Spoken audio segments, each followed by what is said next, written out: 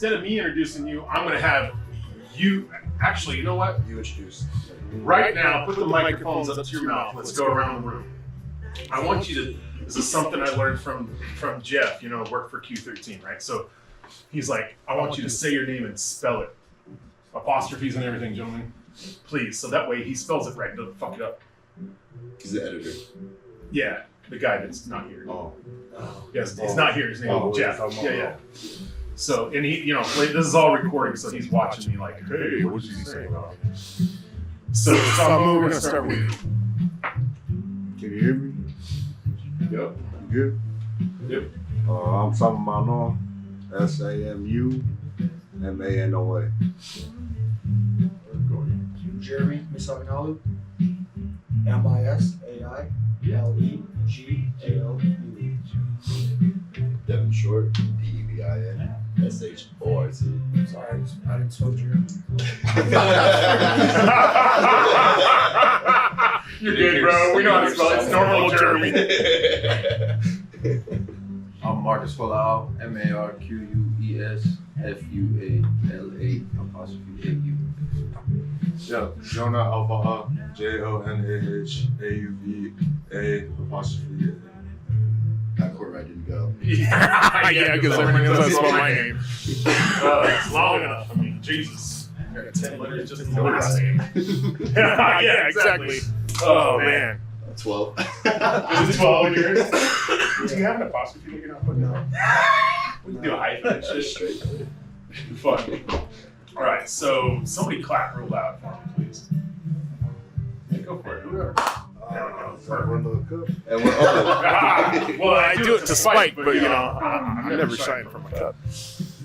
All right, so welcome to the Seawall podcast. I'm Matt Courtright. This is our last go around with Seawall podcast, and we got some absolute fucking legends in the room. That's multi-plus. We multiple like a stuttering baboon over here. And I'm going to let them go around the room and introduce themselves and tell you who they last played for, and let them make the choice of who they want to say they last played for. Start with you, Jonah. Yeah, I'm Jonah Auva'a. I'm from Puyallup, Washington. Last season I played with the Dallas Jackals. Stare into that camera right there. Unattached right now. Yeah, I'm Marques Fuala'au. I'm from Kent, Washington, and I last played for Dallas Jackals. I played with the Miami Sharks. I'm Devin Short. Last team I played for was Seattle Seawall. I'm still currently with them. Yeah, I'm Jeremy Misailegalu. You call me Missile. Last year I played with Houston, and we'll be doing that next year as well. Missile, huh? I'm Samu Manoa. Last team I played for was Seattle Seawolves. I love the humbleness of this room right now. So good. Around good people, man. Because I just want to brag about them for them, you know what I mean? Get rowdy ass. The boys. Yeah, so healthy. So we're mixing it up. We're going to ask some questions, get some perspective of what it's like to be a player in MLR and what it's like to just pretty much be a professional rugby player wherever you're playing in the world. Just get these guys' there's no wrong answer. That's the best part. So I'm going to come at you, Samu, because I like to pick on you. So, hey, let's get in the moment. Yeah, we can do that. Let's do that. Let's do it right. Okay, so while I'm asking the question, okay, what was the pivotal moment when you realized you could turn this into a professional career? When I seen them dollar signs. Right when I seen them dollar signs, I was playing rugby for fun. Where did you start your professional career? First, I started in Northampton. I played for the Saints. That's why I signed my first pro contract. It was with the Saints. What year was that? That was 2011. World Cup. What club team did you play for before doing that? Before Northampton? Yeah. I'm out. Go to Gate. Full game. That's a GG. Shout out Nate Sylvia. That's in San Fran? So you're from San Fran? I'm from the East Bay. Oakland. The rough part, not the easy part. Compton, California. The smooth. Jungle, man. Jeremy, how about the same question, man? Like, when did you figure out that you could play pro ball, or what made you decide to, what made you realize that you could play pro ball? I guess.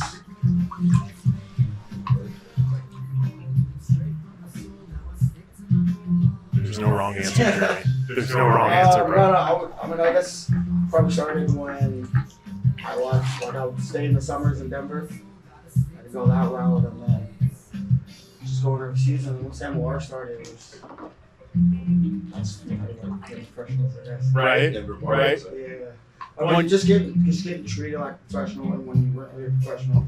I think. Yeah, those were weird years. You could see there was ways to it.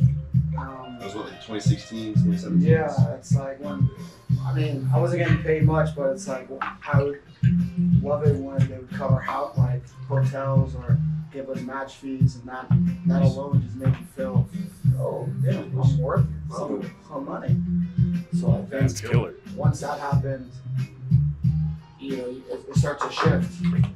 So like, all right, let's see how much I can really get, how much can I do better, And what was the first MLR team you played for? I don't want to just guess, because I think I know the answer, but I'm gonna let you guys go ahead. Yeah, Seattle Seawall. There you go. Yeah! First year, I was with them the first year. Yeah, the first championship. Yeah. Oh, we played too. Sorry. No, it was 2019. Samu was part of that Mall of Glory. That's the one you hate. It was also against you. Whoa, damn! And then you played in the final, and you. Oh my god! Oh, sorry, I'll get my way back. Damn. I'm surprised Jeremy doesn't have a ring right now. Like, look at this! Look at this! Well, it was the first year. You should have brought yours, bro. I gave my ring to my pops. Yes, yeah, my Respect. I gave my ring to my pops. I didn't fit his finger, so. I'll probably give mine to my mom. Should. 100%. What about you?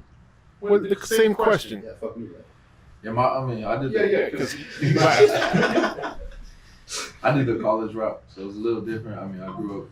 Very true. Yeah, we watched these guys kick off the MLR, so I guess I was the real starters when we saw the league become a thing in the States. And going through college, it was just kind of the goal. Just to chase that professional dream and be like these guys.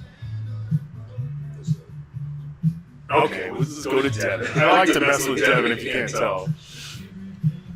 That's cool. The moment that I realized was when I started rugby. It was like the end of my senior year. So I played football all through high school. And then I always wanted to run the ball. I wanted to lose the pads, hated the pads, but I was always an O-lineman. And I started playing rugby with like the Las Vegas Blackhawks out of Vegas, and then they gave me the opportunity to actually like take off the pads, run the ball, make tackles, do stuff like that. And after I started playing, kind of fell in love with it and got a couple opportunities to go play. And within 6 months, make high school Americans. And then I had quit to go play football because I was playing D2. I signed a college scholarship to play D2. And when I got there, I was like, I don't even like football anymore. I don't even like it no more. It's kind of, I'm not enjoying it. I don't love it. I love rugby. So I dropped out of school, went and played D2 club, and just started developing there. And from there, I was like, I can do something with this. Like, it's kind of cool. Kind of fun, and that's when I went on that next Olympic hopeful show, and then that's after I won that. That's why I met this fool. Met this fool at the Olympic Training Center, and then I was just new to the game, and just didn't really know the basics, but I was an athlete, so one opportunity led to another. It's kind of when the professional route opened up to me. That's what it really seems like. Outside looking in, you guys get these random calls that, like, I just, in my head, I'm thinking Hollywood version, right? Like, it's like 10 o'clock at night, you pick up the phone, you're like, hey, and you get on a plane tomorrow, come play some rugby? That actually happened to me. It That actually happened to me. It was wild. seems like everything's last minute. Bro, it was, like, especially beginning years in the NFL, like, it was so last minute, everything was so random, it was like the Wild West that, like, I just finished the contract with the USA Sevens and I moved home. I was gonna go to college. I was like at the university, like filling out my papers, and I get a call from Rob Hoadley. He's like, "Hey, could you come and like do like a 2-week assessment with us? And like we'll give you an Airbnb. Come out, just try out. Like come out this weekend." And this was like a Thursday, and he was like, if you could be here by like Friday, that'd be sweet. For Monday. And I was like, Just click your heels together and show up tomorrow, brother. It'd be great. Literally, like it was crazy. And I was like, yeah. So I called my mom after. I was like, hey, I just got a call from the head coach of the San Diego Rugby team. Like, he wants me to come out. I'm leaving tomorrow. And she was like, all right, do it. So I went and packed a suitcase and fucking drove out to San Diego for Vegas. And said, fuck yeah, let's do it. Wow. Yeah. Jonah, you gotta tell your story, Come on, bro. brother. Yeah, pretty simple. Can you hear him okay? Because he's having fun with his connection over there. You can hear me? Okay. Yeah, I'd say there's like 2 moments. So first, getting picked for the U20s in 2020. Sadly, it was canceled. Yes, sir. Yeah, it was canceled, the pandemic and stuff. But like Marques said, with college route, that tends to be your goal. But I mean, we've seen like our teammates that we're riding with every day, like get picked up. So I mean, that just gives you that belief. Like I'm training with these guys too. So I mean, we got Alex McKenzie in Japan. John Dupree got drafted. Ivan Pula, Cole Zarconi, Brian Mel, Marcus, Calvin this year. So yeah, I mean, when you got those dudes around you, you get that sense of belief too. So.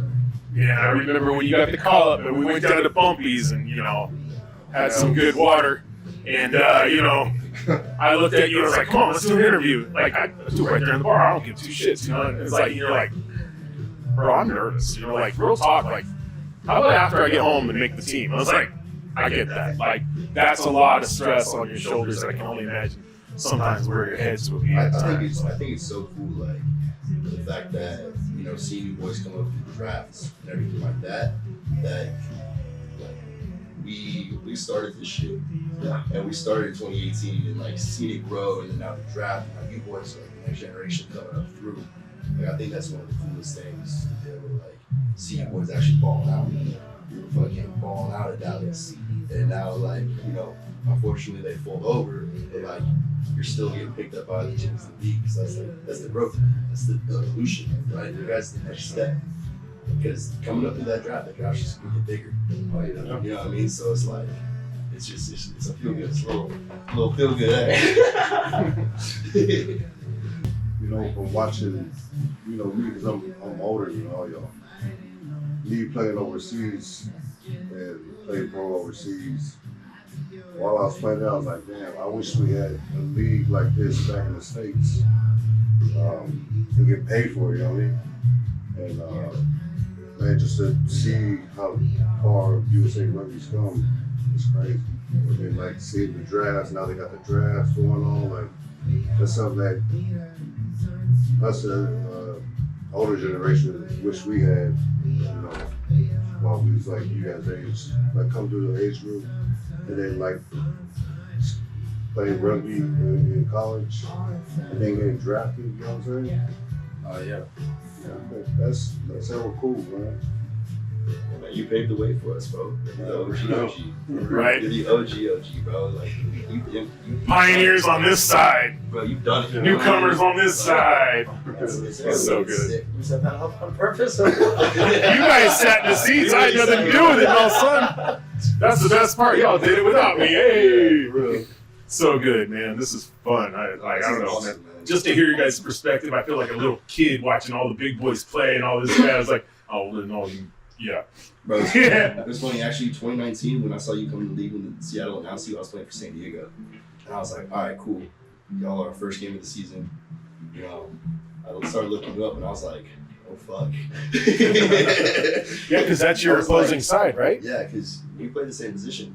And it was like, I was 205 pounds. I was 205 pounds, and I'm playing against a legend of the game. And I'm like, damn. This is going to hurt. It's going to be a great I was like, game. It's gonna hurt. You know what? Fuck it.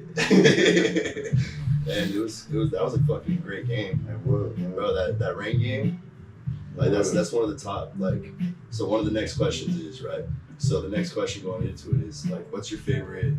What's the most memorable match of your career, like so far? Why? That's actually the most memorable game of my career. Like even playing the championship, all that stuff, because it was like just off like you guys winning the championship in 2018. We go into 2019. We played you guys firsthand. We started the rivalry between San Diego and Seattle, and it was like dumping rain, like people were drowning on the field kind of game, and it didn't stop the entire game. But like we're all sliding around the field. I'm playing against you, bro. Like I'm 20 years old, and I'm like, you can't get any better than these kind of environments. It's a night game under the lights, and there's big hits. People sliding to the walls, close game. It ended with a scrum. With a scrum penalty to us, and ended the game like that. It's an unreal one. It's from like the beginning of my career. So, man. I think that was at Torero It was, Stadium. and San Diego's going back to Torero, man. That's exactly where I was going with it. Oh, yeah? Yeah, they're going back to Torero this year. It's gonna be sick. It's gonna be sick, man. I was telling my mom today, actually. I was talking to her, and I was like, it's crazy, like starting in San Diego, starting the rivalry against Seattle, to now be playing for Seattle, going back to Torero. Yeah. Like, Oh, yeah. that's such a cool fucking experience, bro. So, it's good stuff. Comes around. Who else has got a most memorable game? Yeah. So let's start on that side. Let's start on that side. Yeah. Fair enough. My fourth year, so yeah, I did 5 years in college. My fourth year, we played Army. That campus is just insane. First time in New York, that was sick, but a little bit of significance. My dad played 7 open side flanker when he played rugby. I was a front rower like all my college career, and I remember Marques comes into our team meeting that week. It's like, bro, you do not know. You're about to be in for a surprise. I'm like how? Like I don't know what could happen. Throw out the roster, see my name at open side flanker. Mind you, I'm a front rower. So I'm like, what the hell is happening? What the hell is happening? Army played a really slow game, like to kick a lot, so it made sense. But played pretty well that game. Had a lot of tackles, but yeah, having my dad there watch that game too was pretty cool. And I guess I had some extra juice just because like I'm wearing his number. So yeah, probably that was my most memorable. Yeah. Yeah, that goes deep right Yeah. there. That's good. Yeah, his dad, by the way, coached the high school team for these gentlemen, and he got after them too. Like, yeah, it was good to watch. It was real good to watch. It's awesome. Shout out, Pop. Shout out. Yeah. These two. Yeah, when they were back in the day. Yeah, what high school team? It was Rainier. Oh, yeah. Right now, and there's- Did you play for local? No, I didn't play in high school. Or, Oh, really? How old were you in foul rugby? Like 21? you started playing? 21. 21. Stop it. 21. Wait a minute. Jeremy, how old are you? 31. You've been playing for a decade. Yeah. Wow. That's incredible. When you found out at 21, you were pro at 23? 24. No, it's 8 years, bro. 8 years old. Yeah. Bro, this is your 8, It's bro. flown by, huh? Fucking crazy. A lot of you. You got a favorite? 8, bro. Yeah, of all time. You know what I mean? Yeah. Cheers. Unfortunately, Jeremy's here, but mine would have to be the quarterfinals. We were the underdogs.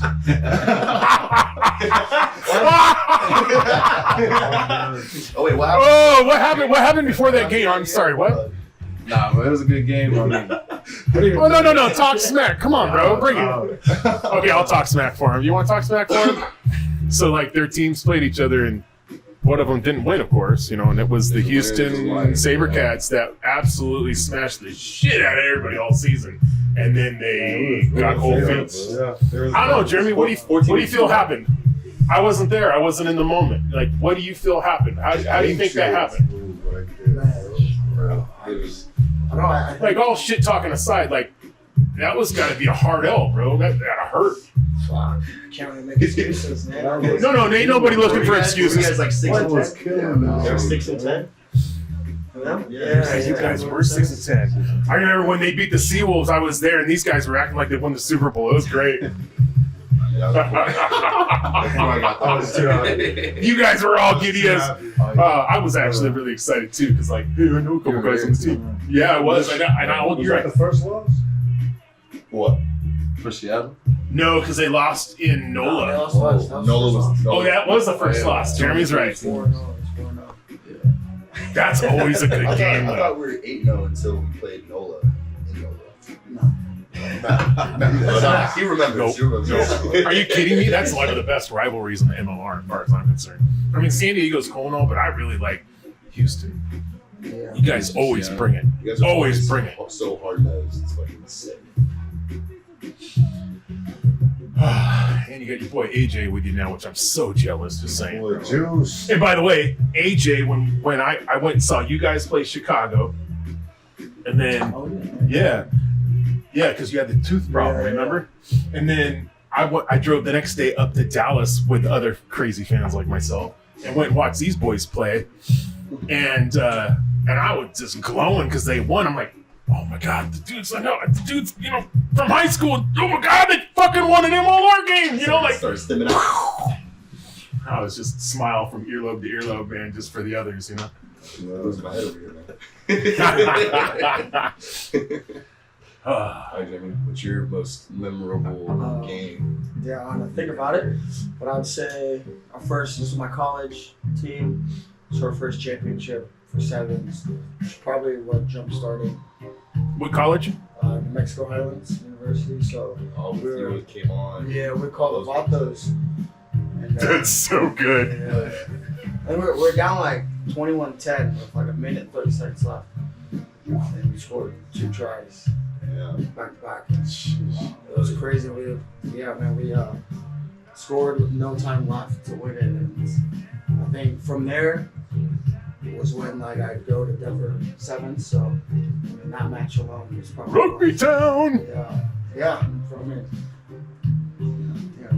It's gone a long way from Denver Sevens to So Rugby Town. yeah, I would say my college team, but we got everything going. It's probably my number one because if that didn't happen, I don't know would have went to Denver. But who knows, that route would have been different. Might not have the opportunity to present itself, right? That's still huge. What's the bar you guys always go to again? Shotgun Willie's. Yeah, you talking that one? Is that the one you guys go to? Yeah, it's a bar. I'm telling you, that's the one to go Probably to. that's the one. That's the bar. Hey, I've never been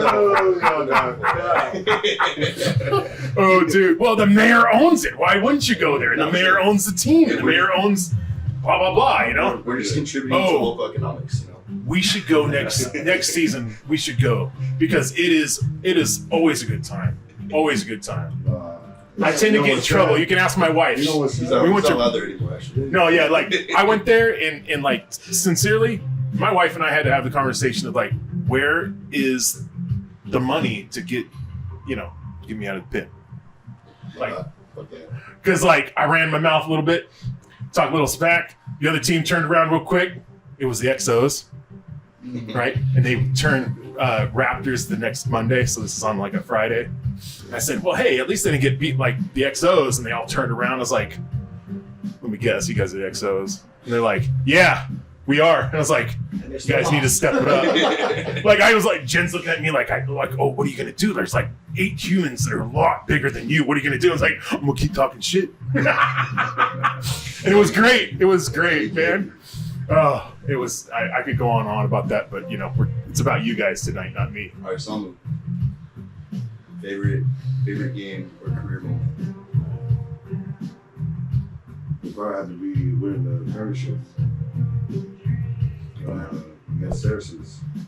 We made it to the finals 3 times, man. We lost 2 times.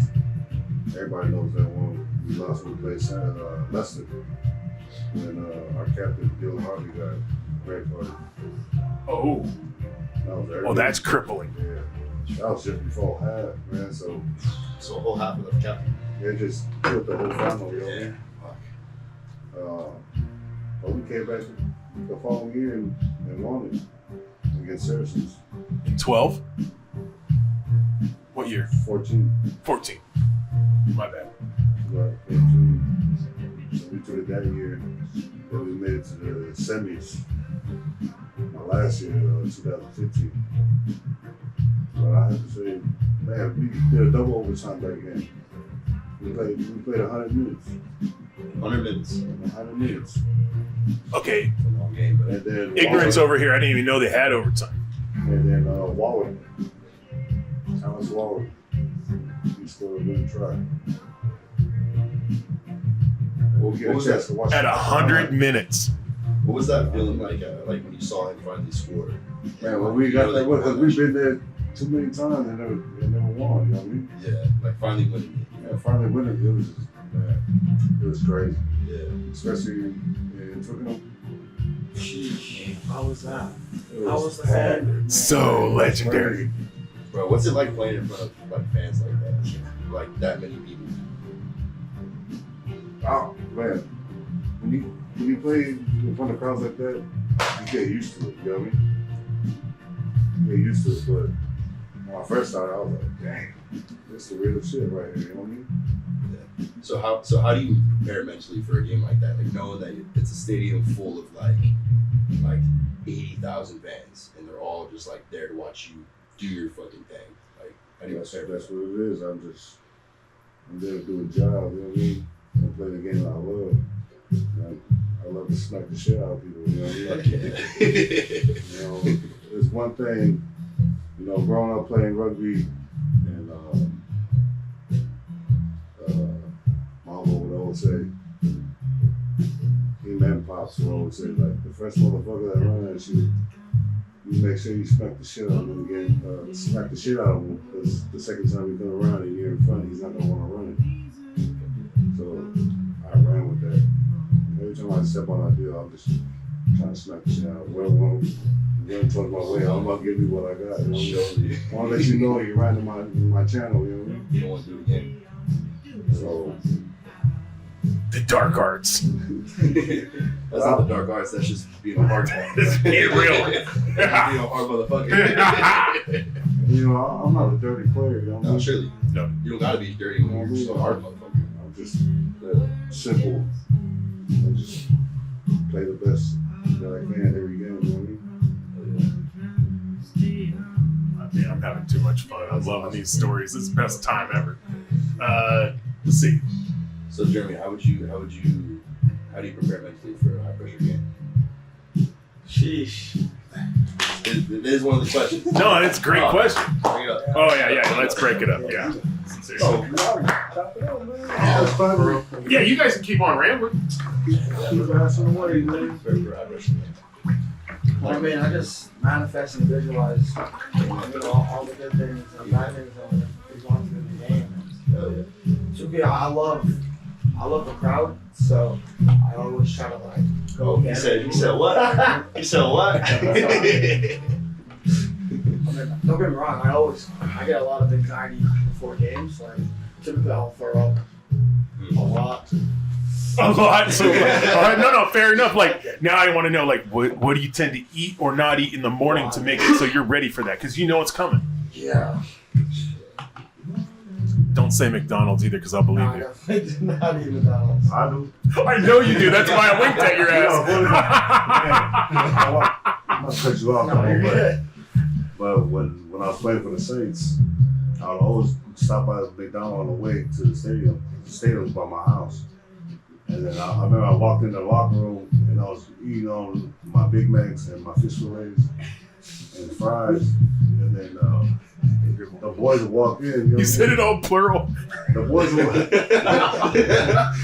walk in. They'll be like, "Samu, what the fuck are you doing?" And I'll look at them like, "What?"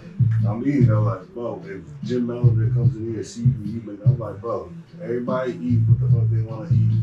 This is the shit I've been I've been eating. doing this since I started. I've been doing this shit since I've been playing that game. You know what I mean? Yeah. This is what I do before games. You know, like you eat all that. You know, something funny than my nutritionist. It's always, they always gotta ruin the fun, man. No, it's like, yeah, man. Come in Monday, doing body comps. So I'm doing body comp every week. But they were like the captain said, if someone plays like that, he can eat whatever. You know. Whatever Yeah. works for you, man. Yeah, that's really it too. Like He any said sport. McDonald's. Yeah. My bad. Go back here. No, but, hey, I love that. I love the visualization and like the mentality, like locking in. Have to. 100%. Because I mean, so me personally, Jonah, can like when I you was, so I mean, I played we played the championship this year. You know, that was my first time actually playing. I think it's in the fridge. And Surgery on the end. I had a broken hand, bro. I had a broken hand playing that championship. I was 12 days. Shit was. Oh yeah, I'll wait for John. It's a peach one. Oh, top. Oh, thank you, brother.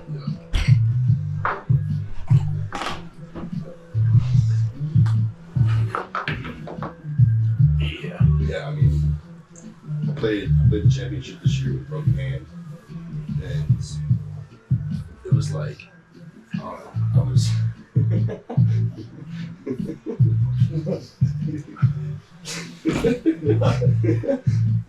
I'm looking at it just like, sorry. But like, Top of the hands. yeah, I was. But I mean, I've heard it from several people before, and like, I noticed myself starting to get a little too hyped. You know, you start getting a little too hyped before the game, and like, I don't know. I talked to a lot of people, and it's just like, remembering that every game is just the same game. It's just in a different venue or like some shit. I have to tell myself that, so it's like having to stick to my routine. I always write down like my goals on attacking defense before games, just to make sure it kind of reiterates it. But like getting two hands, you get two hands, it's hard to kind of backpedal off of that. And some shit happens, but yeah, just like try to sit, visualize a little bit, write down your goals. Just remember, it's just another game.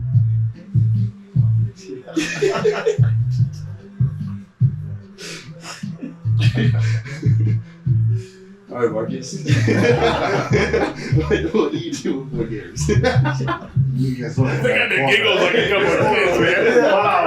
Yeah. That's on that corner over there. You guys are staring about soul out there. Stories though, bro. For real. No, for real. It's real stories though, bro. Everybody that play rugby, everybody got a story, man.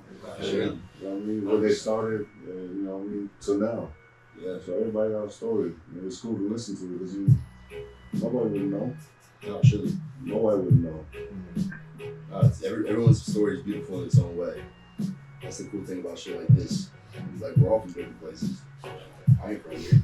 No, and you guys all are in this same area, and like, yeah, he's watched me go through the paces. I'm like, dude, everybody's home. We got to do this now. Yeah. Especially Jeremy, dude. He's like trying to nail Jello to a chalkboard, bro. I just tell you what, like, it's hard to nail it. And then he's like, well, you know, like, no, I don't know. Get your ass over here. Once I come to a home, it's like, I don't know. I get that. Nah, I get I just that. had some cookies, you know, and the cookies, I was like, ain't no way I'm going to this. Rubbing his belly and stuff. I'm like, fuck it. Mom, I gotta go somewhere. It's appreciated. I'm surprised you don't have just the top button since you were with the Vatos. With that shirt on right now, it'd be awesome, dude. Saying. I mean, he said that, I was like, you got the wrong button of all the buttons not buttoned.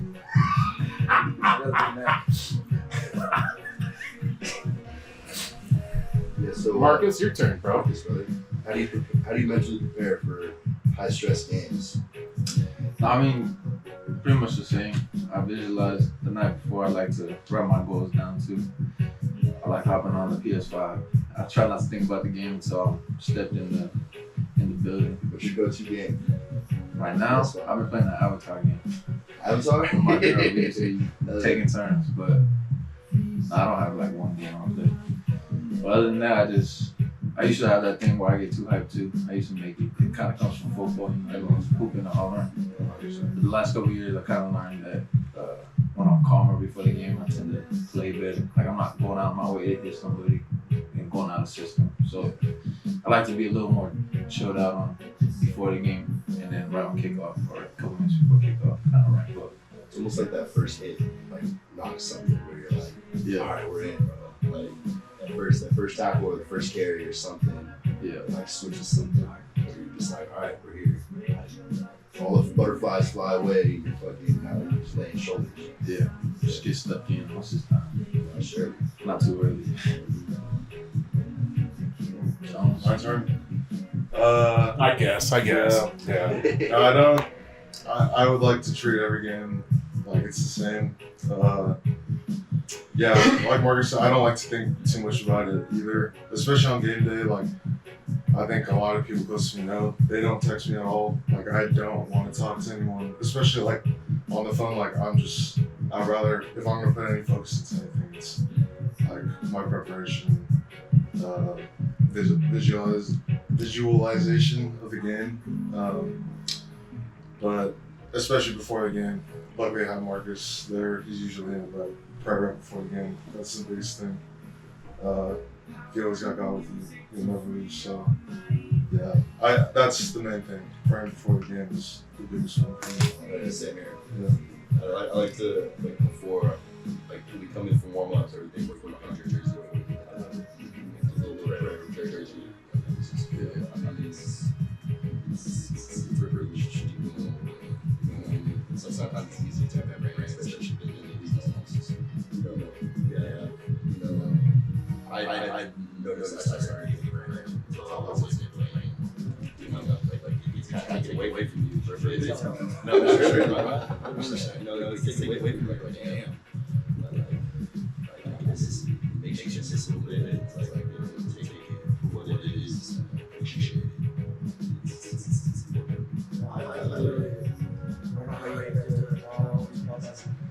I'm a kid.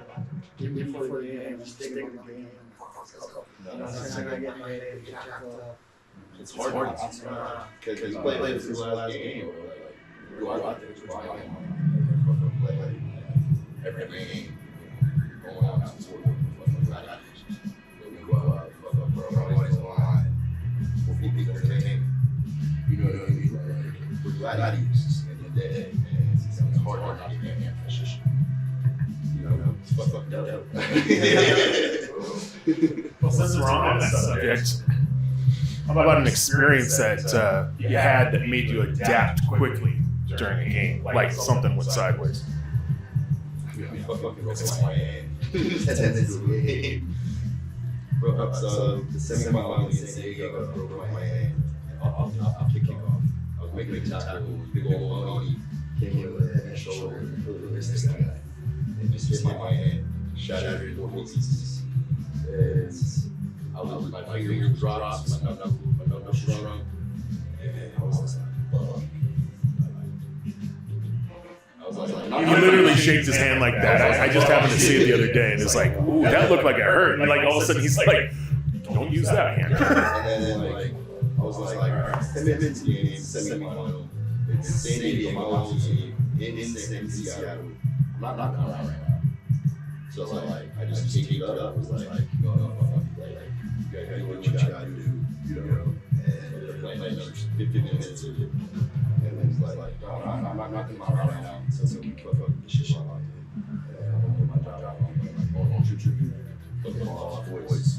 Rugby life. Outside looking in, rugby life, because there's no other sport that people are going to be like, suck it up that hard to keep playing. And it was funny, nobody told me that.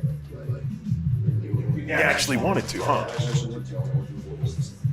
We're all fighting the same thing. I go championship, maybe championship. You know, a couple of things he's doing better. Hey, you gotta come on goal line. So, Anybody jump in? I think we're in Seattle semi-final.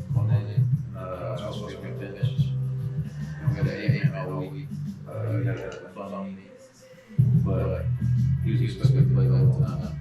And you just kind of different mindset, you know, you come off that you don't want to turn on to it, kind of like I said before. But you know, down that walls.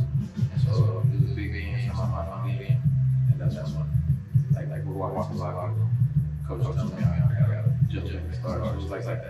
5 to 10 to get time to get over the game. I mean, it's still my worthy of for it, but just a little mentally get there. And for those that don't know, I'll put in a little, background on this. So when he comes to town, there's like 75, 80 tickets sold for just this dude. Okay? Like, he's got a following out here. And I don't know about anybody else, but outside looking in, I'd be nervous as could be with all that. Like, you got all them eyes on you, like, family eyes are a little different than stranger eyes, you know what I mean? Like, oh man, my cousin, my brothers, my sister, and my mom, all these people.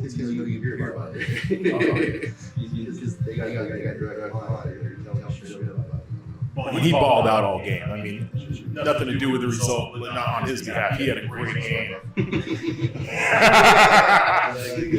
He wasn't in the game, so he can't really say that. He's just my team would.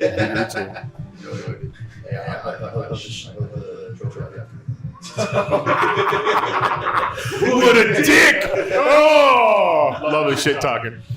A little push and shove back and forth.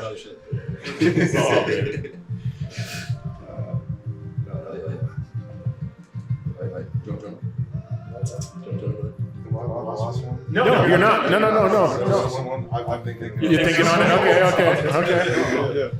You got some? Yeah, I guess for mine, I had to take out of nowhere.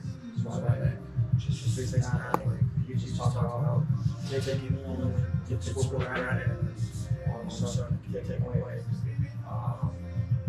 So I think and it was all good things. So, once you chase something right, you feel it within, and once you just see that light up in the tunnel. Did it make you hungrier? Oh yeah. Oh, for sure. You know.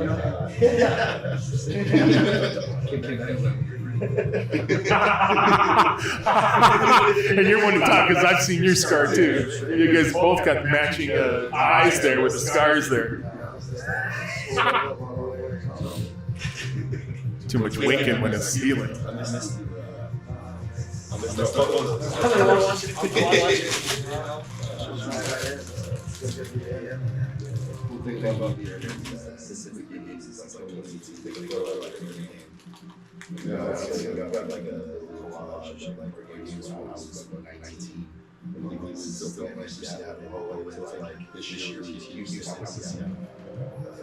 He should really show you guys the picture because they look so. They look like, bro, I can't wait to drink.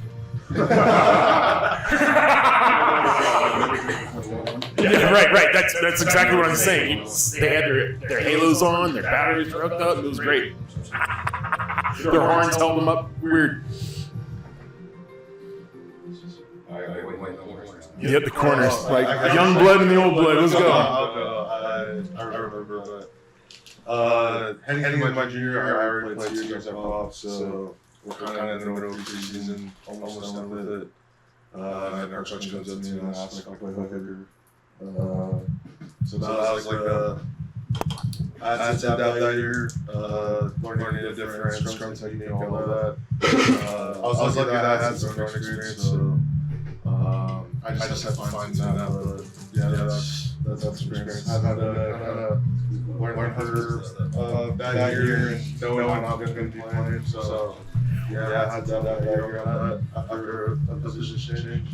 Yeah, I think people really underestimate that position. Yeah, sincerely. It's high pressure, especially with lineup. I mean, sometimes the game comes down to you can ball in, and if you miss that throw, like that's everything. So, yeah, there's a lot in that position. People yelling at that wasn't straight. Yeah.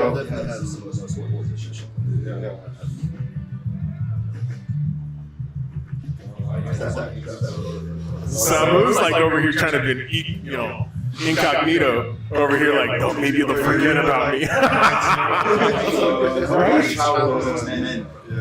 You're just ahead of your time. Oh, during the game. Oh, dang. Good, bro. Yeah, during the game. No, like you need to go again then. Yeah, during the game, like something you had to adapt to. Oh, I mean, sometimes when you're what is it? Sometimes you have to be a hammer, sometimes you have to be the nail. Now, I've been bumped a couple times. So anytime I've been bumped, you know what I mean? And it's happened on a few occasions. So I don't get bumped. every time. No, so I guess anytime I've been bumped, you have to get back up and Wipe it off. yeah, and then, you know what I mean? You just gotta flush it. So anytime that's ever happened, you couldn't let a little mistake stop the game. So Sure. I think mine's probably. Bring that mic up to your mouth. I think mine's probably missing a tackle. Oh. Especially if I'm going for a big one. You know what I mean? Little alley-oop. Go. When I come in for a big one, this time in, you know what I mean? End up being like just my arm just getting his knees or something like that. And I really want to blast him, but I think it's that. And I have to, I'm like, I know I didn't look good trying to go after that one. I need to get one now. Not sure. So He's a little hungry. I think it's me, it's missing a tackle. That I know I should have made, but and everybody's like, ooh, he's going for it. Yeah, you didn't make the nickname Hitman by like missing. I'm lucky. You know you're gonna hear about it. Yeah, I'm gonna hear You're about it. Like, about it. Samu, don't jump out the line. Why you But shooting? like, if I would have made that hit, it would have been a different. No, exactly. But It's always those 50-50s, man. You're king if you make it. You're going to Dutchman if you don't. always. So I think it's that for me. Have y'all ever in a game? Have you guys ever hit somebody and kind of blacked out? Oh, yeah. Bro, I've done that in football. I don't know about y'all, but for me, when I do that, I have to blast somebody else again to wake up. you do a blacked out still. He's looking at you like, yeah, pretty much. It's still dark, bro. Lights are on, nobody's home. Come on. I don't know, like, to me, that wakes me up. Yeah. Like after I'm like, ooh. It's the worst. It's the worst. It's just like, look for, and then it's like, okay. It's the worst when you do that, but there's a penalty, so now they're kicking, and you're like, you trying to wake up, bro. Yeah, Nah, I just wanted to ask that. no, that happened again in the semifinal. Actually, right before I broke my hand, I smoked Marcel Rocky. Smoked Marcel Rocky. Hey, Marcel. Yeah, I smoked Marcel. Oh, you got a lot of heat for that one. I'll say that. Smoked Marcel, and then we get up and they give a penalty to Matt Giddo.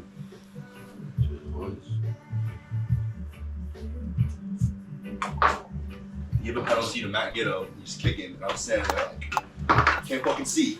Like, trying to like get my vision back. I was ready to go fucking hit something. I was hyped. I think it's a good thing. I think it's a good one to come back to. But what's the biggest challenge you face as a professional rugby player? And how did you overcome it? Say we start with Mr. Samu.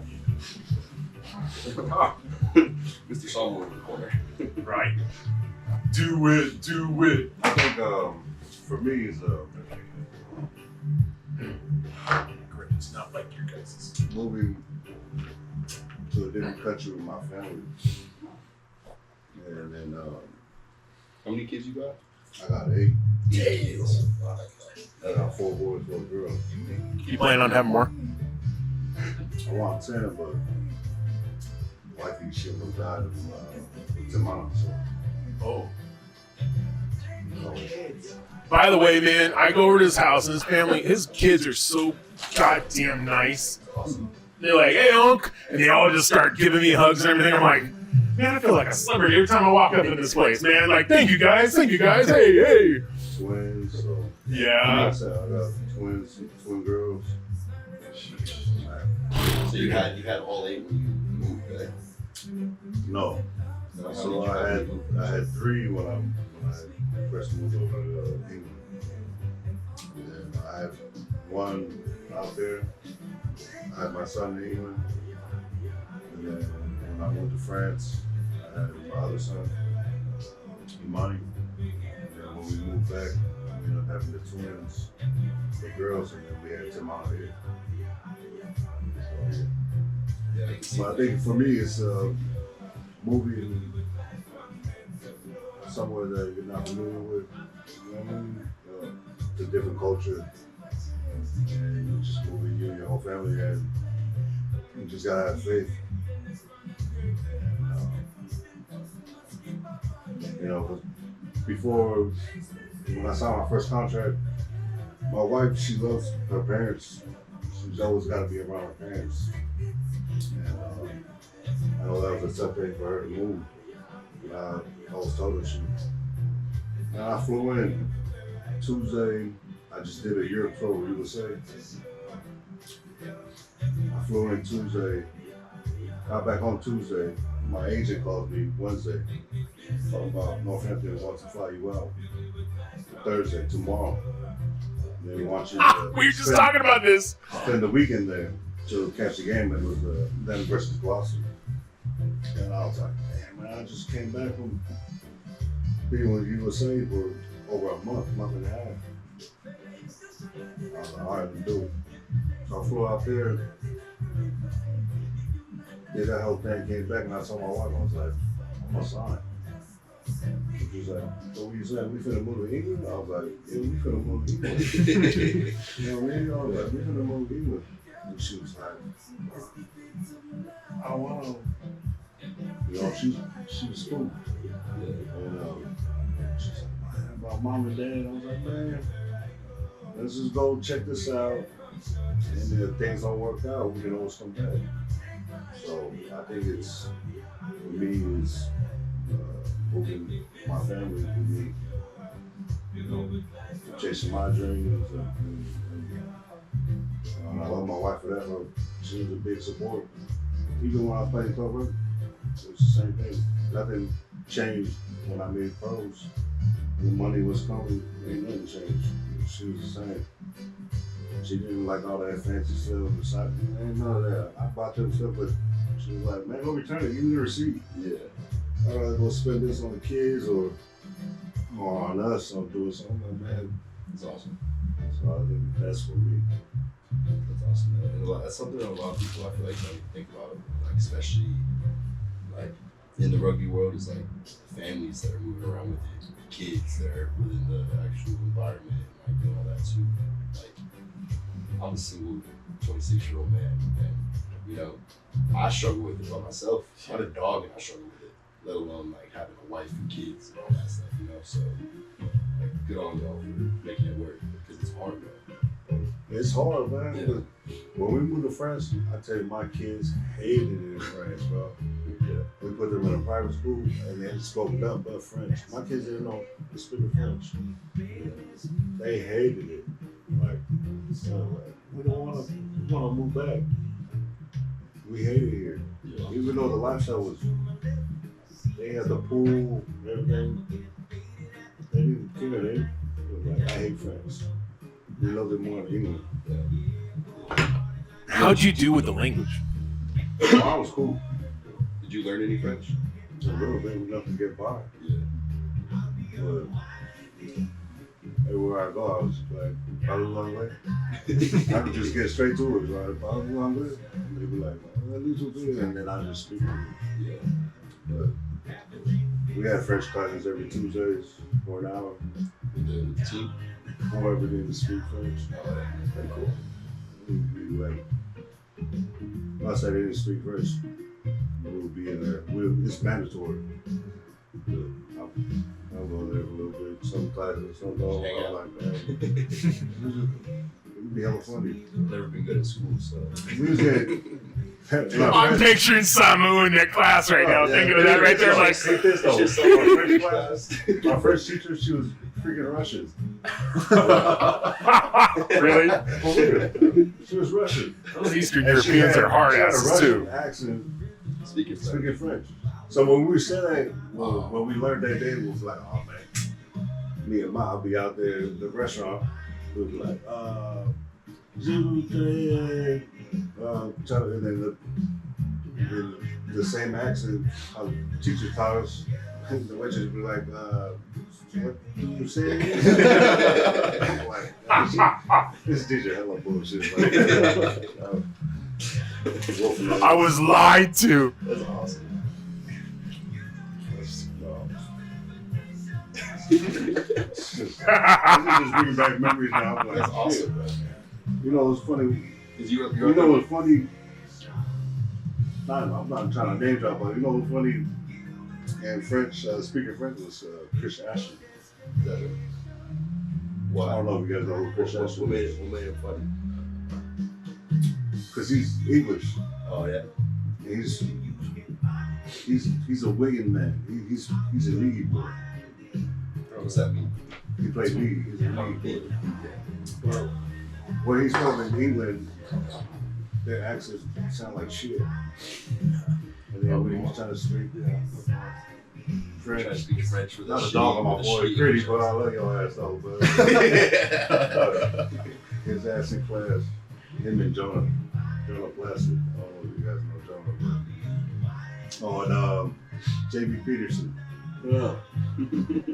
JB Malala. Love your ass. So fun. That's awesome, bro. That's so cool. Yeah, but I whooped my ass the whole time, bro. Like, people were speaking to me in French. I got kind of what they're talking about. So I just went, oh yeah. They understood, yeah. You know, I wouldn't speak French back to them. I just speak English. Like, back to we them. will be on this day. But the first thing I learned how to speak in French was because every time we played a Heineken Cup, there was always a top 14 team who go over there, but Census Johnson. So he always picked us up. And we're always going to McDonald's, so I would listen how he orders food in French at McDonald's. Because he knows damn well what it sounds like in English. He was fluent in McDonald's menu. Oh, well. Look at that menu. Like, did they have different stuff on there? On the menu? Yeah, because like that's one of my favorite things is like, you know, go to the islands or something like spam eggs and rice is on the menu, I'm in. Hey, I will say McDonald's in other countries is way better than here. Oh yeah, the Way Portuguese better. sausage that they have. You're like, what? McDonald's? Man, I remember I was in Portugal. I was in Portugal and we went to McDonald's and I got a chicken sandwich, just like generic. Bro, it was like better than some places out here, like restaurant style. Like, it's just different. Wow. So The food overseas is better. It's so good. Everything Yes, else. I'm with you on that. Alright, so I guess I'll go because Jeremy shot the gun. You went a little early. So my biggest challenge so far probably faced in rugby is this last year I got diagnosed with an autoimmune disease in December, and it was like I had just signed my contract with Seattle, just my trade all went through fine. Signed my contract in August, and then like I started to like train and prepare. I moved back to Vegas in November, and I was like starting to train. I was like losing weight, and I just felt sick, and like I was just like I don't know what's going on. I ended up dropping like 20 pounds, and I went to my mom. I was like, "Yo, something's up. Like I don't know what's up, but like I can't even get through a warm up. Like I'm about to pass out." And got some blood work done, and Syphilis? yeah, it was Burn. Like it suddenly burns when he pees. I don't know why. And then I don't know. Just, Must have been something I ate, Mom. Mom, I swear. It's not on my face either. It's so weird. That shit would touch me. Oh, I got a story for another time that I heard about one time. Yeah. But yeah, so like we ended up getting my blood work done. My blood work was out of whack. So doctors were like, "Yeah, you shouldn't be doing anything more than like a walk right now." And I was like trying to prepare to play rugby. This was in December, and I was like, I gotta report in January to start playing. There's no way I can play season right now. So they told me it was gonna be like a year and a half. I'm not gonna be able to play rugby, and rugby is all I've done since I was 19. I'm 26 now, or 25, and they're telling me I can't play rugby for a year and a half. So what the fuck do I do, bro? Like, I didn't have, I had no backup plan. I had to go to college. Like I said, all I've done. So like there was probably a good like 2 weeks, 2 or 3 weeks, I like didn't leave the house instead of like go outside and get some fresh air because I dropped from like 220 down to like 195 in 2 weeks, and I was like, kind of hits you mentally big time. Like you don't know what's going on, and so I started focusing on my health. Started focusing on my activators and trying to re-regulate my body. Because that's what it was. It's just when autoimmune disease is in your body, you know, it's your whole body just out of whack, basically attacking itself. Because you just didn't treat it right, you know, and it doesn't know what to do it and attack itself. It goes into fight or flight. So, you know, just best way I overcame it was just like really starting to focus on my body and, you know, come back. And I wanted to come back for the season. My goal was the end of the season. And, you know, talking to Clark and having to tell him, like, yo, I'm not going to be able to make it this year. That was hard, you know, but eyes on the end of the season, start focusing on your body, get it right, do everything you can, get it right. And I was able to make it back by like week 12 or 13 for 4 months. Yeah. Huge. That's with the quickness. Yeah. Able to make it back in like 4 months, 5 months. And, you know, ended strong, went to the championship. So, I mean, it was hard, bro. It was wild. Wild stuff. Definitely how we bonded through our autoimmune, like, hey, look at us. I'm not PC. I'm not going to do it, and I'm clowning on myself, so here we go. But yeah, no. It was crazy times. It was scary. It was like unsure, you know, but you know, you gotta do what you gotta do. And Did it though. You know what I mean? Yeah. Did it though.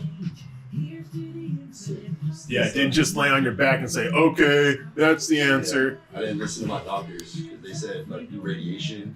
And they wanted, because it was my thyroid. So I had Graves' disease. My thyroid was way overactive to the point where it was just like creating stuff that was attacking my body. And the doctors were like, yeah, so we can like cut it out. We can cut out your thyroid. And I was like, why would you do that? It's necessary. It's like a necessary organ in your body. Made no sense. And then they were like, we can take radiation to like kill parts of your thyroid, but you're not gonna be able to be around anybody for like a month. And I'm like, I'm 25. Like, I'll turn 26. I'm not doing no radiation. Shit. Like, it's stupid. Like, Good thing you did, bro. yeah, bro. So he gave me like a pill. To like slow down the thyroid, but like it can make you sick and all this other shit. And I was just like, I'll just do that because and just focus on my diet and eat some shit that's good for the body. You know, I started my activators through LifeVantage. LifeVantage reduces inflammation and re-regulates the body, and everything that's bad in the body is chronic inflammation. And as rugby players, we have so much inflammation to the point to where like, you know, guys get sick or, you know, the bodies give up on them because it shouldn't be that far, you know? So these products help fight that inflammation as well as like my diet and all this other shit. My mom was a nurse practitioner, so I'm lucky with that. She knows what the fuck she's talking about. And you know, it's kind of one good thing after another. Started hitting with landmarks, got my weight back, started working out. Working out felt good. So I was like, yeah, I think I can make it for week 12, week 13, like May, April, May. And I'm doing it, bro. It's good shit. Digging it. Loving it. Good shit, bro. Yeah, didn't lay on your back and say, okay, that's the way it's going to go. Show my belly. Say, come here. Fuck that disease. Yeah, his own Dave Chappelle impression of like, get off my couch. Yeah, sure. Gents? Alright, guys. Yeah. Sweaty now. That camera right there. That one? Yeah. I mean, I guess this past one has been a great one. I mean, my first year ever in sport, really not playing.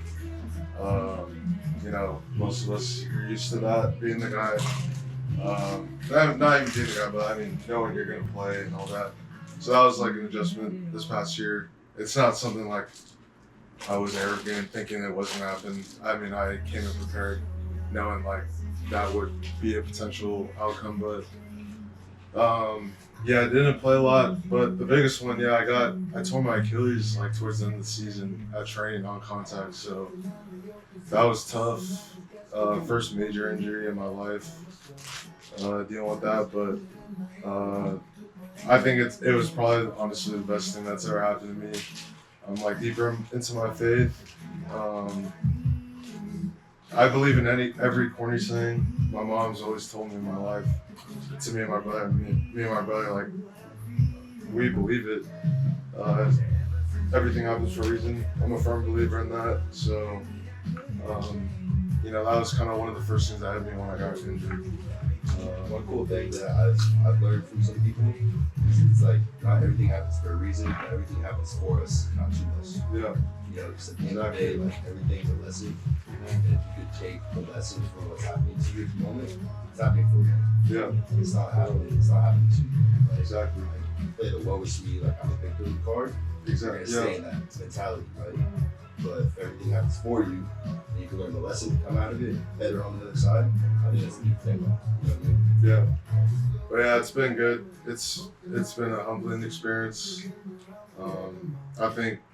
I believe God like made this happen for a reason, and I come to terms with it. Just really focusing on my recovery right now. I'm doing really well in PT. Doctors and PT all tell me I'm like really far along, but you know I'm taking it slow. It's a big injury, so just aiming to get back 100%. I'm taking the year off. I'm not gonna play. I just want to get the body right. So yeah, like you guys said, and you know, take some confidence for myself. You guys talking about coming back from injury, so it's like I'm not the only one this is happening to. Like, it's always possible to come back. Yeah, I'm sure. So I got some stuff for you too. Yeah. Your information. Oh no, I know that thing. Yeah. I still have time to say it, bro. Yeah. It's funny because I've been doing it for like 2.5 months, and it's made a big deal in the last 2.5 months with my recovery. Yeah, man. Just for me, living with him for the last like month and a half, I've seen a difference from like his recovery times, getting back from his IV infusions, and like just the way he's moving. You know, like he's not just stuck on the recliner all day. He's actually moving around. He's actually going for walks. And he's I ain't got no walker no more and all that. Because when I I got you, bro. I got you. it's a real deal. It's the real deal, bro, and it's the best thing that anybody can be doing for their bodies. The best thing anybody can do for their bodies. I've been consistent on it for the since November. Since November, bro, and it's been a year. I've done it every single day since then. It's the best I've ever felt in my career. It's a pill and a little vial of collagen, and you take one pill a day, 1 vial of collagen a day. And it reduces inflammation in the body by 40% in 30 days. You take it with collagen, it's up to 90%. Yeah, I'm asked that for Christmas. The only reason I haven't done it is financially. No, 100%. Yeah. I feel that. Yeah. It's like,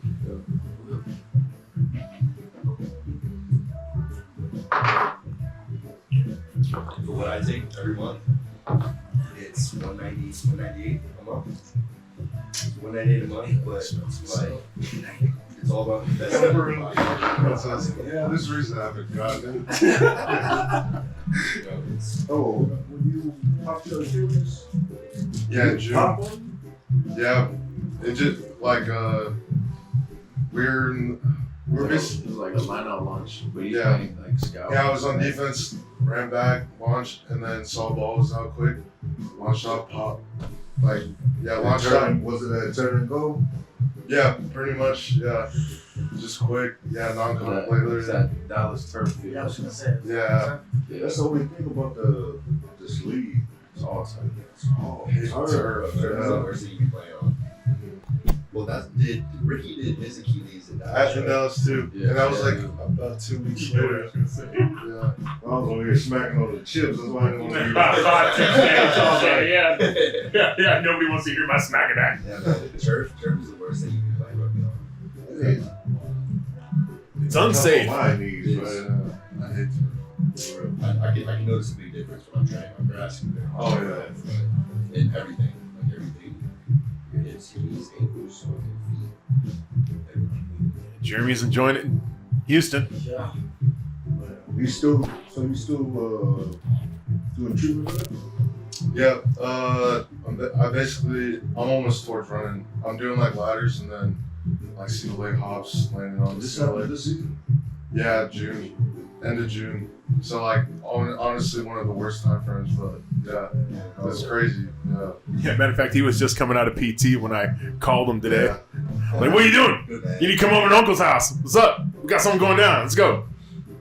Yeah. And he's like, well, I got this. Like, all right, let's work around your schedule. Come on, man. I don't want to hear no for an answer. I razzed every one of you guys about it. Like, I don't want to hear no. Don't bring that. Last one. All right, Marques. It is, man. Iconic. What's the biggest challenge you faced in your rugby career so far? How'd you overcome it? For me, it was going through college. From like the day I graduated high school till I left, we had one of our teammates passed away. That one was real big for the whole team. But also, I had 7 family members pass away in that time. So it was more like a mental battle. Kind of got like lost the fire. Just going through all that. So it was kind of hard for me to want to get after it every day. But I think the biggest thing was having the teammates around you and having your friends and family. Support. Yeah, and the big Poly funeral. So as much as it was hard losing somebody, you also get everyone flying in. See, Yeah, you get the big old. funerals for us parties is a reunion. Yeah, For real. For real. Yeah. so that kind of also just you get to see family more often. And yeah, I mean, just leaning on the people close to me was what brought me out, and I mean, it made me better, made me hungrier at the end of it. But yeah, that was probably my biggest challenge going through rugby. Alright, so next question is, I'm gonna start with Jonah. So, how do you and your teammates keep each other motivated during difficult times? Whether it's late in the season, it's like say it's like week 10, week 11, you're about halfway through, and it's just kind of shitty grind, or if you start going down mentally, what's the best way that you keep yourself motivated as well as other teammates? Yeah, the go-to for me, I just know I'm not going through it alone. I know I'm not feeling the same. It's the other boys feeling the same way. So just knowing like you're not alone in it. It's like okay, I got other people that know exactly how I feel. And sometimes just talking it out, just rant about it, and I mean, This shit sucks. yeah, it's like explosive scene. You're talking about it, like, and then you just go about it, like you're not doing anything with it. So yeah, I just look at the people around me because they're doing the same thing. So can't complain too much at the end of this. I mean, the same thing. It's kind of the easy part, honestly, because as long as you got a good group of guys, it's kind of easy to stay. It's just when I think when the team just has bond, that's when it gets hard to feel like you don't have nobody. But I've been lucky enough that every team kind of set up tight knit, so I think everyone has the same goal. And every day we talk, like you said, we were in mud before practice, and then practice starts, and we go at it, get our hour or 2 hour practice done, and then talk about it again after. But yeah, that's the easy part, just having boys around. Personally, I just like the baller. I like the dance. The dancer, talk shit, like laugh. I think I just try to bring that energy. I'd say change stick. Change sticks. You said shit mindset. So over here, so like, oh, shit sucks. Oh, I'm tired. Oh, my legs hurt. Oh, you're saying that. We're like, fuck, it's a beautiful fucking day out here. Fucking go run my ass off. Go fucking hurt myself. I think you just change it a little bit. Kind of like it's change that. But I think being a part of like I said, I good team behind you. The boys who actually get behind you as well, and like enjoying match energy. That's the best part. I've been on teams where that doesn't happen, and it's hard. It's hard, and like people like by the end of it, we holler, try to pick up my attitude, you know, always like, fuck you, shut up. But it's like, it's hard. Like, you try to do it for yourself. You know, it's hard. So I think we do guys that have to change your state. Like, take advantage of you. Yeah. I'm saying, like, every team that I go to, like, every team that I go to, and there's always somebody like that. Certain days, somebody happy, like, I'm like, It's like they have to stay in that neutral space or keep that stuff. take that shit out of here. I mean, we're trying to get it.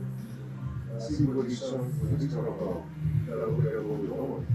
I'd rather be smacking the shit out of somebody than out there hitting trash, you know what I mean? Like, nice, no offense. Someone was training today, it was hell of cold. I think it was cold out there. And before we went out for our morning session, everybody had skins on, double jackets, beaties, everything. Come outside, they see the snow. It's raining, raining and snow at the same time, but it's hella windy. Everybody just stay in the locker room. Oh, complaining and shit. That time I didn't have those good shit. I'm out there like, man, it's another day in paradise, y'all. We I'd out rather be out here. We're getting paid for this shit. I'd rather be doing this. Change your state, bro. You think it's fucking miserable, it's fucking shitty. I change everybody mindset out there. Like, we're lucky, you know what I mean? We're worthy to be able to do this and play something that we love, get paid for. Like, really get paid for. It changes the whole team's energy. They're like, oh, okay. And the next thing you know, we're out here shirts off on. For real, like, that's what our coach told me. You know, he does this every time too. Like, he's like, come outside and say, it's your day. And I'm like, yeah. Shirts off was long. So, just embrace little time you have, shit. So you got young ones, man, you guys gotta embrace the time. Because by the time you get through it, I'm retired now, so I'm cool. You know, but you guys enjoy it now, because you can go by it. That's what last 8 years, you know, just looking forward to that next season. But, you know, next thing you know, next season's gone by. And I'm like, bro, I was 19 last week. You know, I'm a veteran in this league at this point. I'm 6. Yeah. I'm like 6 caps in. I'm like, where to go? But, like I said, being able to just embrace it. That's something I'm still trying to learn. Because it came up. You know, we're big. Like, use that mindset, you're not happy, come on job. You know, you're so fucking fortunate. So, I love you all, man. Take me around the world. That's it, man. Been around the world for that long, man. It's sick, bro. Legend of America. Legend of America.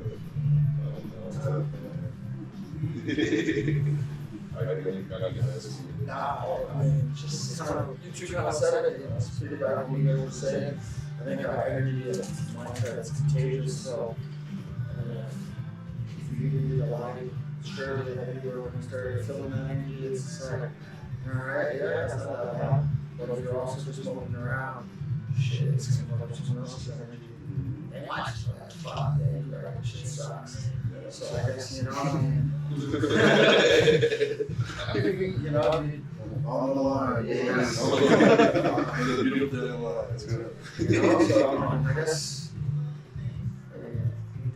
I always try to be positive, so if someone's not positive, I'm trying to be positive.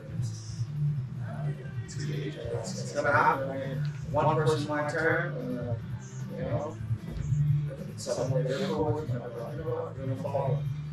And that's just contagious. So It's beautiful when it starts to change. Yeah. Some people picking up on it. You're like, yeah. Sometimes random people have to be the ones to speak up. It's like, sometimes you know, it's like, especially in sports, it's like, what's that saying? It's like, not enough minutes.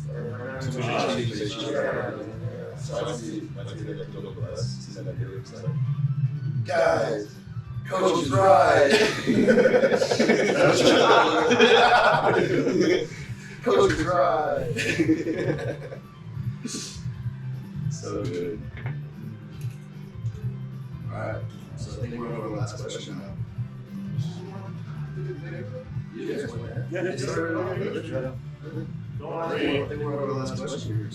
All right. So, what advice would you guys give to youth athletes aspiring to be rugby professionals? What legacy do you hope to leave? Samu, yeah, I'm looking at you because you're the general, bro. You're the general. We're soldiers, brother. Like, you've been here, done all this, like, and retired. You left the sport. You left the sport, bro. You paved your way. You've done your career. I think that I mean, he's left the sport, but I kind of like wonder if there's a little dog in him still. Just saying. No, we kind of had a conversation on the way here.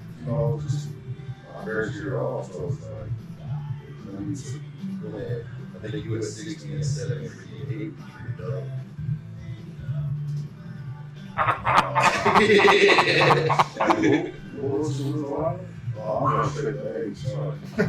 Ricky got 6. Yeah. No, I'm thinking like, you know, when you guys get to my age and playing for so long, and you're like, all right, I ain't enough. Well, that shit sits in the back of your head. Every time you hear about rugby or you see rugby, you're like, damn, I got all over. And you really gotta get back, like, do you really need to go again? You know what I mean? Right. I don't think about that. Like, I can't go another year. I probably got like 2 or 3 more years left. I'm like, well, I really did what I needed to do. Right. Like, how many notches in your belt do you want or need? I don't really get out there doing it anymore. Man, my stance wrong. I'd say you definitely, like, outside looking in, you've left a legacy behind. I mean, 2012 Player of the Year, yeah? For the Saints, Northampton. Yeah, I did the back-to-back. Yeah. He's humble. He's being humble over here. It's my job to promote his ass. I did the back-to-back over here.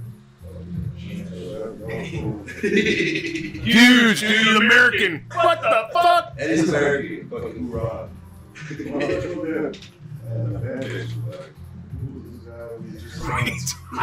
Oh, I bet they were just like, he ain't gonna make it a dash. Shouldn't even that.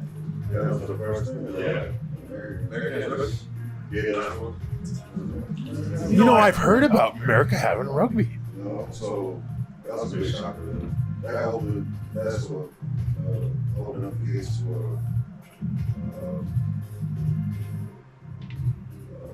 Europe to the American players. I wouldn't say me, but like I know Northampton was like, who, you know, it was gonna be like, you know, any other American players that we can try to get over here. I got Cam over there. I got Cam PCE. Cam Doan. I got Cam Doan to the Saints. He lived with me for a bit. And, it was just, we gotta look at tap into America. We didn't know they had really like that out there. The players like, do they have any more? Like, you know, I'm like, man, it's plenty.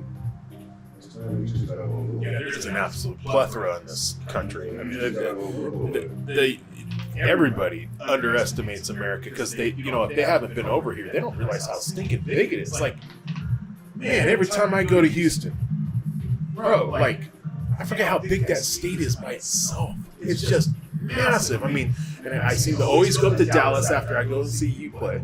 go up to Dallas, and then it's like, oh, and we're driving. Like, what happens is I'm with my buddy Brian, right? Brian and I are rolling. We're like an hour through Houston, right? Like, 85 miles an hour, as you guys know, in Texas. And I'll look over at him like, we're still in Houston, aren't we? And he's like, yep. And I look up, and it's happened twice now, where it's like, there's the Sam Houston, statue. And you're like, God, we're still in Houston, dude. Like, are we ever going to get out of Houston? And then, it's a nice, boring drive on the way up to Dallas in general. But crazy how big it is. Like, and then, like, we cover, like, you guys are traveling all over the country, going around to games. And I don't think anybody recognizes how much travel it's like, it's a lot. Going to Boston, New York. My passport is like a wall. Bang. That's so sick. No, I'm not saying like that, but I'm trying to just It's wild. Yeah, I had to come back to the States to get extra pages. Put it in my passport. Interesting. So that's what they do. When you go to these things, you gotta get pages put into your passport. Interesting. And it's not expired, so they put pages in. Now, were they stamping? Oh, yeah. Because I went to Costa Rica, got my first stamp, and any other time, Visas, normally they don't. they put the visas in there as well. Oh, interesting. But like, I never had one of those, so I'm curious how that is. we got visas in there. We get a picture on it. Whatever country you go to. So they got that. They put that in your passport. I haven't gotten there yet. I mean, it's just, I gotta go stand. You got a passport. You got a passport there, right? Of course, it's a passport. That's the attitude, of course. I was so hyped when I first got my passport, and I got my first stamp in Canada. So when the 2016 high school Americans, when the 2016 high school Americans, my first stamp was Canada, and I got my passport in 2 weeks before, or like the week I was leaving. So I had to go like register. Whoa. And I go get it, and got it the week though. Some pretty cool places to go to. So if you were to give us one piece of advice, that's back rows. At the end of the day, you're like the back rows coming out of America. And I'm a back row. I'm an open side. Marques played number 8. Yeah, he plays your 7 too. One piece of advice for us. Still playing professional. Inspiring go overseas. Just keep it over, man. I say, to me, when I was playing my position as age, and obviously, I was just number 8, I got a dog. I got a dog, everybody's doing that. Everybody's always matching numbers. So just try to be the best you can on the day. Be better than that. Whoever you're facing on the day. That's what I would say. That's what I would. Every game I do is the same day. Who's 8 or who's 4 or 5 or 6.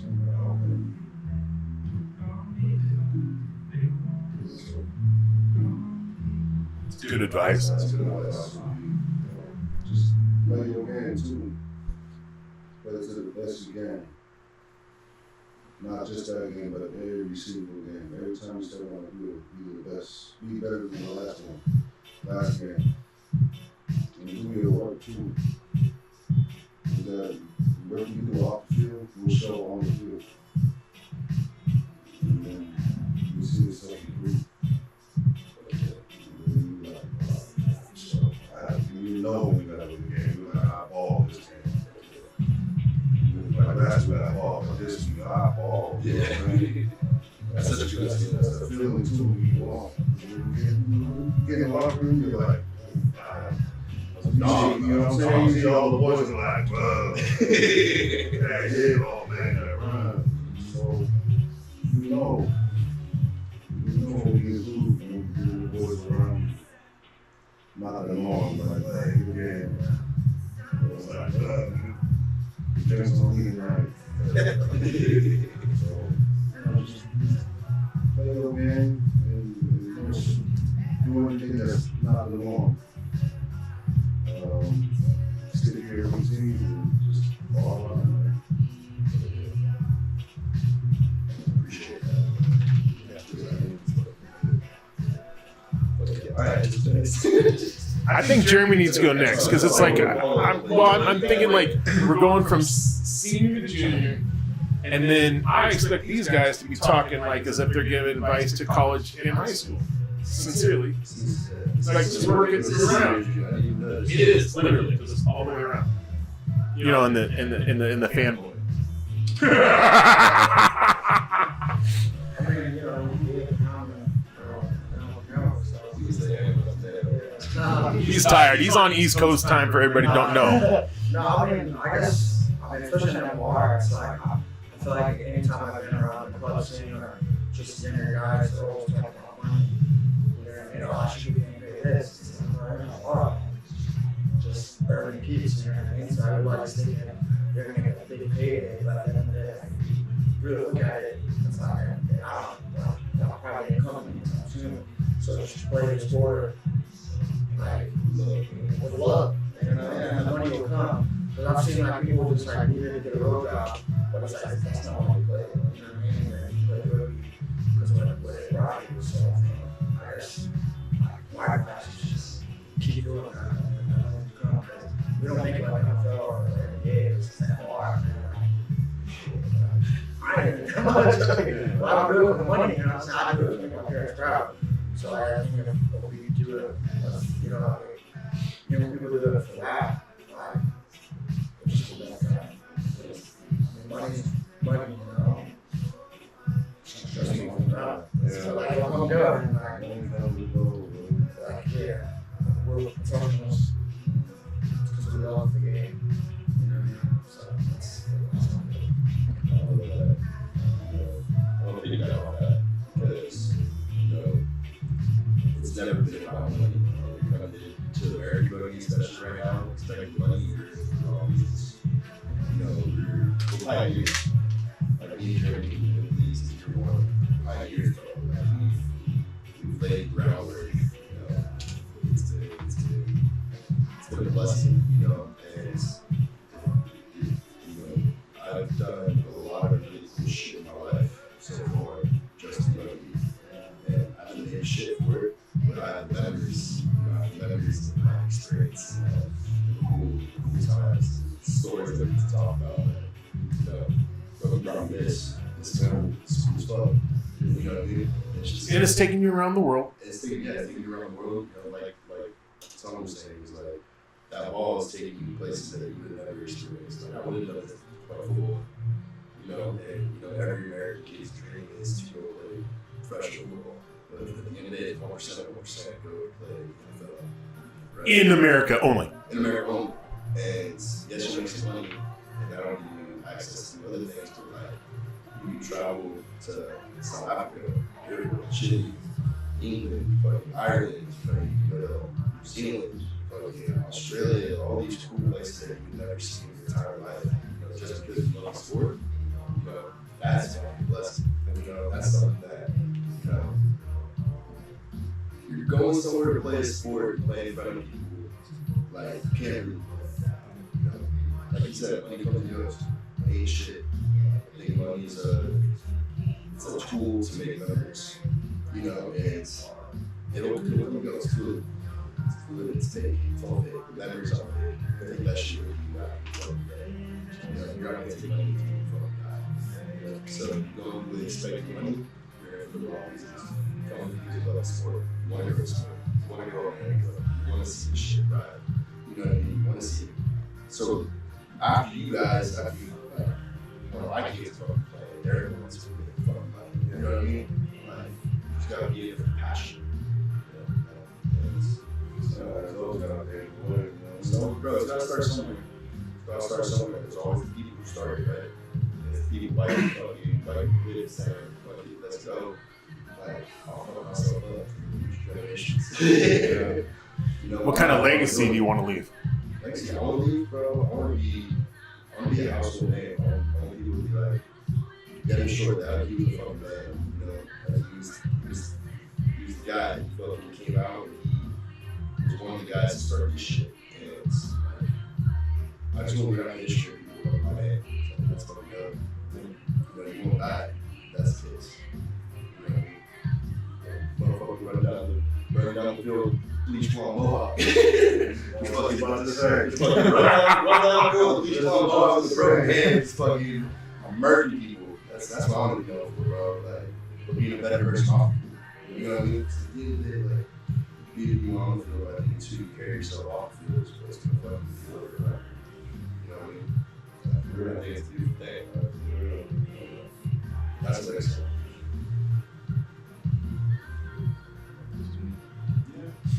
Yes, you want Yeah. Well, I just didn't want to just talk about the little younger generations, but you come on. Like, you know, my boy Beast always said, just take care of your chicken.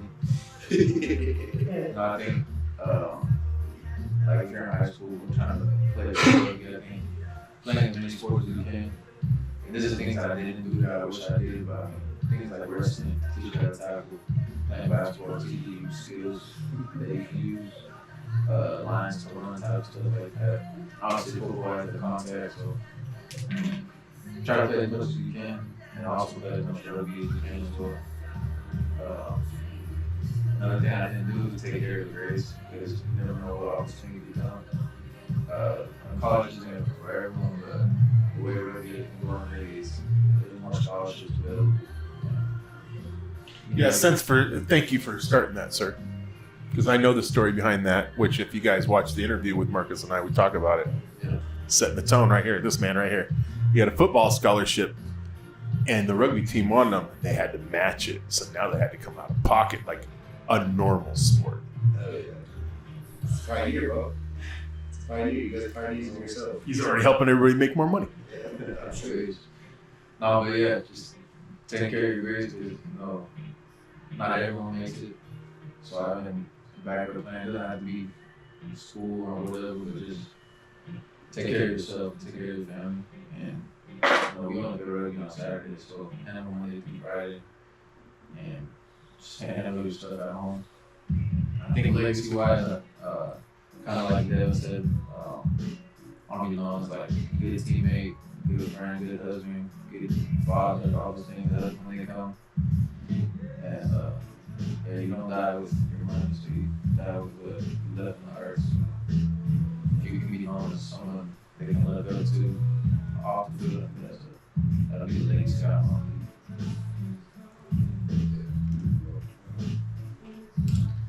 Yeah. Like I said, I guess I'll be talking to like college to high school age.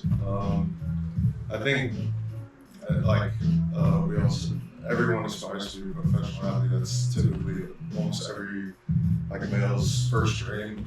But like I think what separates the pros is like they love this. Like and like you guys said, like we're not in it for the money. Everything you guys said, I believe in. I believe it's true. I'm rich in experiences and stuff, not rich in money. Like this game, yeah, we live like we live in another country and actually like only strictly do this. But like you guys said, we love this way more beyond the money. Even though we probably all know we can go and make money ourselves, but we just love it too much. So you just gotta love what you do first. You gotta love everything it comes with, even when it's bad. Like Samu says, like you could do anything. Like I hated the Bronco, but that's something. Like I think I'm like I could do something else. So I guess I'll just put myself through hell for 5 to 6 minutes, man. But You said 6 minutes. That's crazy. That's what I was thinking. I was like, what am I doing? Because it's a real deal. Like running through the forest, like running through the lakes and stuff. I was just like, am I in like military boot camp? We actually went to a boot camp and stayed at a military base. They trained it out. I used to think like that, like what am I doing? Like, I don't want to do this no more. Like, it's intense. Didn't you have a hill? Huh? Didn't you have a hill that you had to run up? Yeah, Tarmac Hill. The Tarmac Hill, that's why I was like thinking, like what am I doing? But then I think back, like, oh, back home, I don't hit this. You know what I mean? Shit. It's crazy. But yeah, that's about much. What kind of legacy you want to leave behind them? Same, like, I'm all for the legacy of sport. That's what will happen. We'll see eventually, but I kind of said it in my first podcast to you. I'm more worried about the legacy off the field. Good husband, good father, all that. But, you know, the base just be a good teammate, a good player. But, yeah, that's, as an athlete, the biggest thing I think, being the best teammate I can be. Like, they know I did whatever it took for the team, even if I wasn't playing. Like, they can look up to me that way. Respect. Well, hey, I want to say thank you guys. Thank you for sharing your stories, your perspective, going out like a shout right here. Seawall podcast is out after this, so here we go. All right, and we got local boys. We got the boys that have played on the Seawolves. Some got rings and some are working on it. But they've all been to championships. They've all been to championships. 118, 119, showed up at 24. I was in 21 with Atlanta. Oh, I'm sorry. Hey. Atlanta, dude, right? Somebody called them the missile earlier. I think. Yeah, fun. Well, thank you for watching. I'd say share, like, and subscribe like I normally do, but guess what? We out! We out. Hey, you guys open for what's next?